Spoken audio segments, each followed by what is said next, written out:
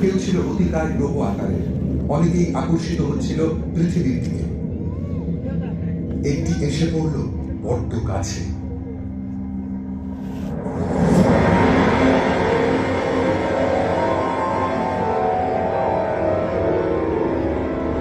ঘটল এক প্রচন্ড সংঘর্ষ। পৃথিবীর একাংশ উৎক্ষিপ্ত হল, মহাকাশে ছড়িয়ে পড়ল ধ্বংসাবশেষের গলন্ত পাথর। কিছু পাথর ফিরে এলো বিধ্বস্ত পৃথিবীতে।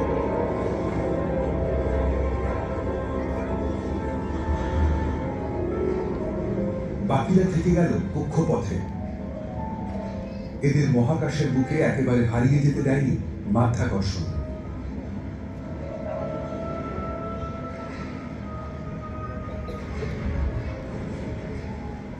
পৃথিবীকে কেন্দ্র করে ঘূর্ণায়মান অসংখ্য পাথর মাধ্যাকর্ষণের প্রভাবে পরস্পরের কাছে আসতে থাকল। ঘটছিল আরো সংঘাত, আর গলন্ত পাথর মিলেমিশে সৃষ্টি করতে থাকলো আরো বড় পিণ্ড।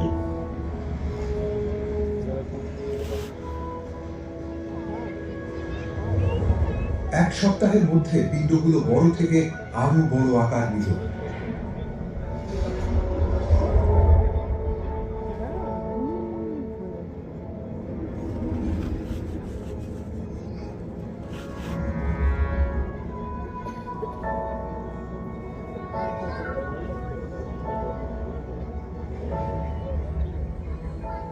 আর 1 মাসেরও কম সময়ে, অবিশ্বাস্য মনে হলেও,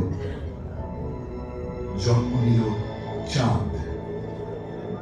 হ্যাঁ, এটা ঠিক, মাত্র 1 মাসে জন্ম নিয়েছিল আমাদের চাঁদ। এইভাবে জন্ম নিল আজকের চাঁদ।